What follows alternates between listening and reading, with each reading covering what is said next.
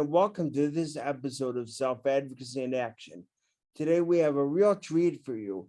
We have an interview with a direct care person.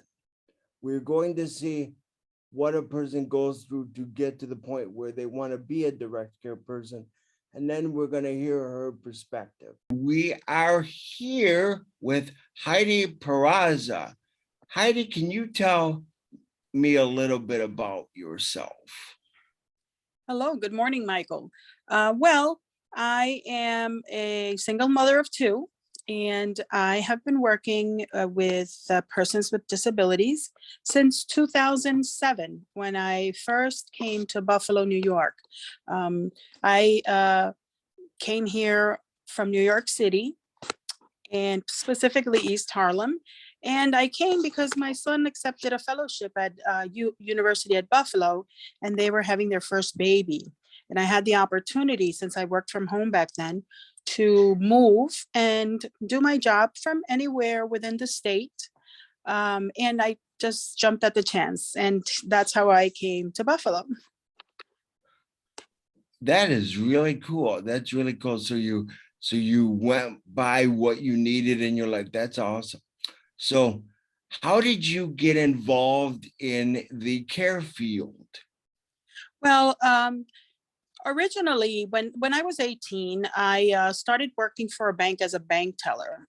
Within a couple of years, I was promoted to head teller, where I worked for a banking institution around the corner from the New York Hospital in Yorkville. And we did their payroll, as well as we cashed all their checks. So, I was able to talk to a lot of different people, and I got interested in possibly working for the hospital because I've always had an interest in nursing. So once there was an opportunity for me to transfer to, let's say, the small hospital bank for New York Hospital. And I just jumped at the chance, and I worked there for about 5 years. And then after 5 years, I went on to the patient floors, where I was exposed more to nursing. And eventually I started nursing school in 1990. Unfortunately, I had a young child who needed my attention, so I couldn't continue the nursing after about a couple of semesters. But I stayed there, I hung in there, and those 5 years turned into almost 25 years. And, I had a great experience at New York Presbyterian. And of course, during those years that I worked, I was also given the opportunity to take a nurse technician course. I was hired to work in the cardiac or thoracic intensive care unit, which I gained tremendous amounts of experience. That was second to none. My whole life, that's been the biggest and the happiest time that I worked. I got a chance to work one-to-one with people. And, I've always wanted to work with people. It was something that I gravitated towards. I like to help people. All the positions or the jobs that I've held were, customer service oriented. So I was always assisting somebody, whether it be with their money, troubleshooting issues with their bank, looking for transactions, investigating what was happening with their issues. And that sort of translated to like a person-centered customer service, which is what I did. I worked for 13 of those 25 years, I worked as a ward clerk, and I was involved mainly with the doctor nursing, how should I say, their day-to-day or making patient admissions, discharges, and transferred flow smoothly. I was in charge of scheduling special testing, making sure that the labs were set up, because I'll tell you, I always worked nights, which, was fantastic. I worked the graveyard shift. That presented a lot of challenges, such as not enough staff during the night. The graveyard shift, as it's called, we're less staff, there's less people working.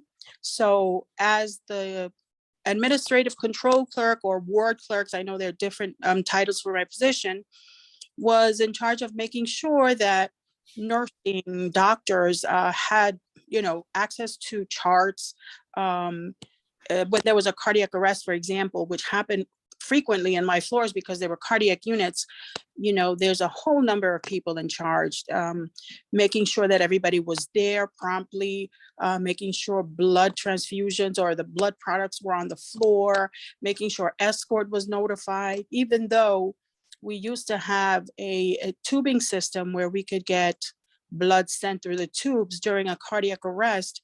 We needed a person to transport that. We couldn't risk having it stuck in the tube while the cardiac arrest was going on. So, in every facet of my work, I was always assisting someone, and of course, families, patient families. So that's how I got interested in working with people directly. How did you get into what you do now? Because what you do now is you work in direct care for the Department of Health, and you're a self-direction assistant. How did you get into that? I when I came here, like I said, I still had my job. I used to work from home on a computer like we do now. It wasn't that common back then, but I was doing that. So like I said, I've been a single mother for, always. And I've always had to get additional work. And I was looking for an ad one time, and I saw that somebody was hiring a personal care aide. So I called, I was interviewed, and then I was told to go and apply at Western New York Independent Living. And I worked with a wonderful young lady. She was the first person I ever worked with one-to-one who had a disability. And that's how I began. I worked with her a few months. And after a few months, unfortunately, I got sick, so I couldn't continue. But once I got over my illness and everything was fine, I went back to work. At that point, I decided that I was going to look for that type of position because I was very interested in working one-to-one with people at home. And, since then, I've worked for several agencies. I've worked with different situations. Worked for group homes. I've worked for private homes where they have 7 or 8 residents, and you're assigned certain residents, and it's the same thing, person to person, and just assisting with their everyday living or anything that they need, whether it be, just doing laundry or maybe an outing. Every situation has been different. Every individual needs something different. You work with them on what is interesting to them, what their interests are, in addition to day-to-day cooking, cleaning. So it's very rewarding. Well, I'm glad you said it's rewarding. What are some of the rewards for you in doing these jobs?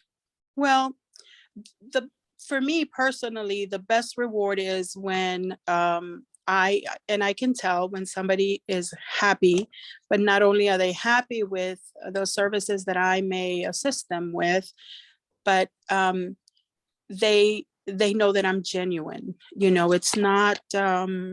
It's not something that I do because I don't have anything else to do better.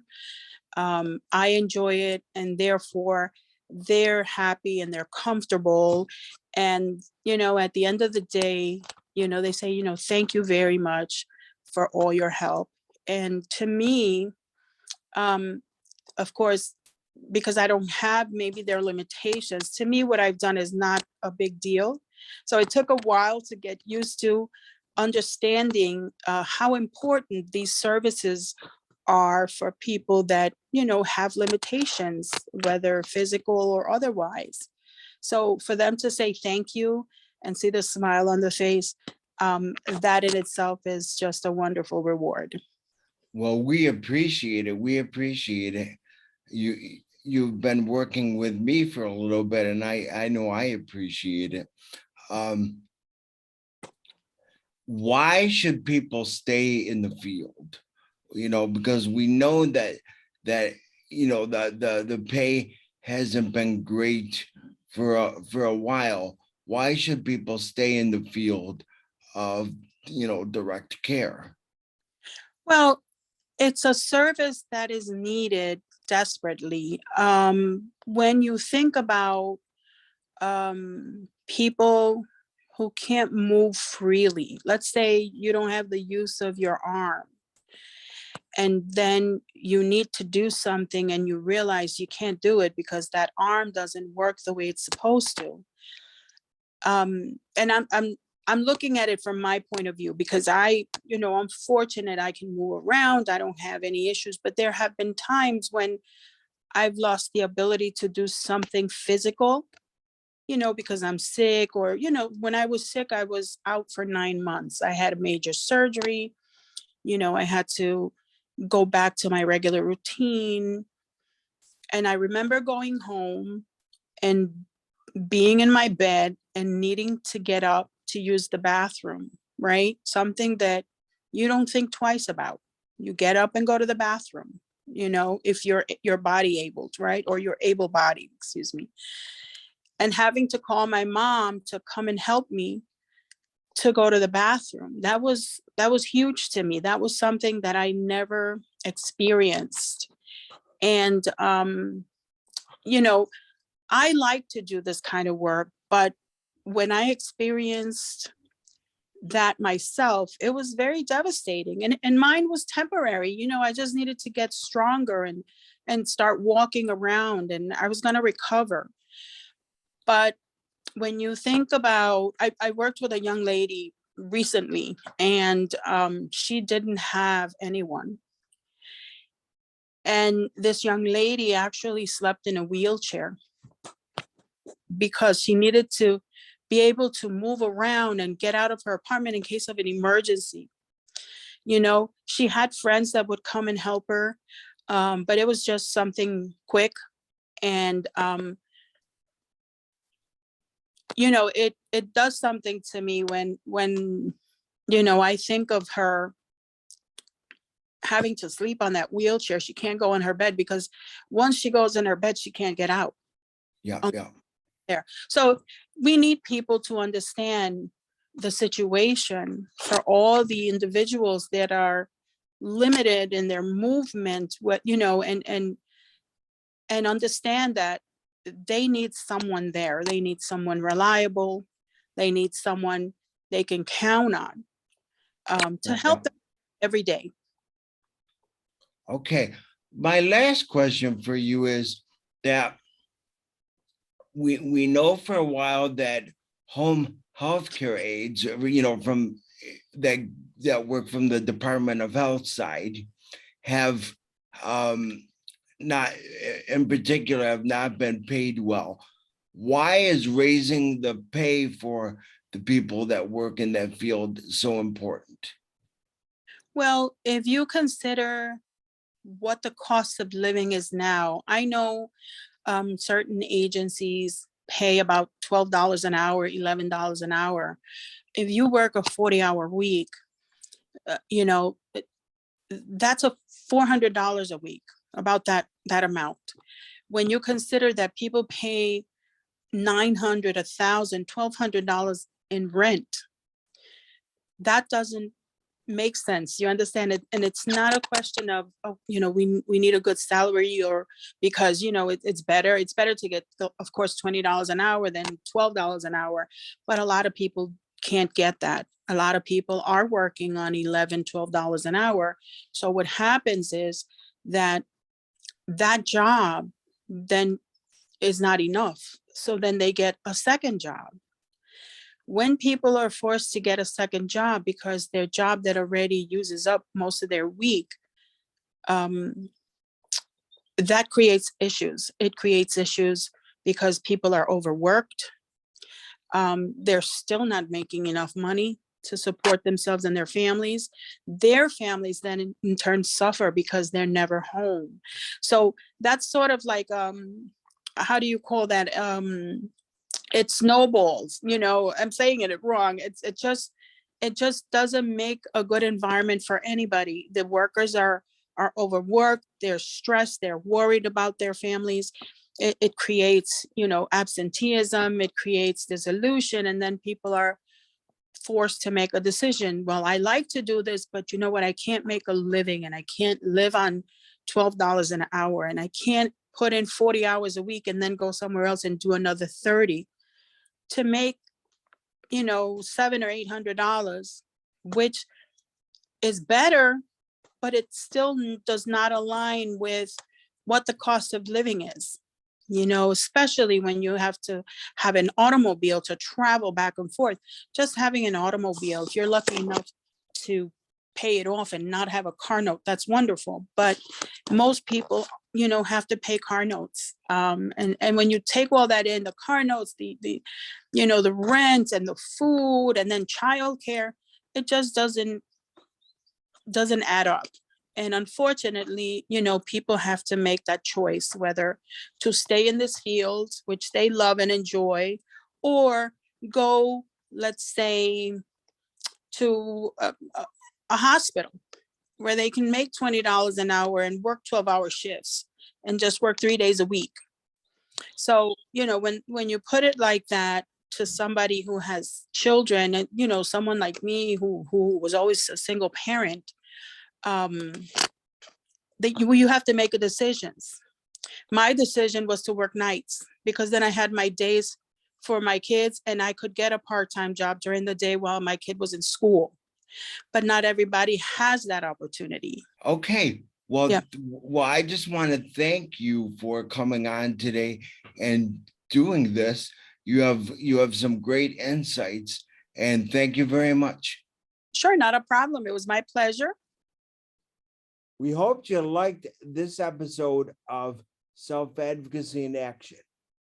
Remember, we're on YouTube, so always hit that bell so you get the latest notifications of our episodes. Also, subscribe. We need the numbers, and we want you back. You can find us on the web at essainaction.com. Like us on Facebook. Follow us on Twitter.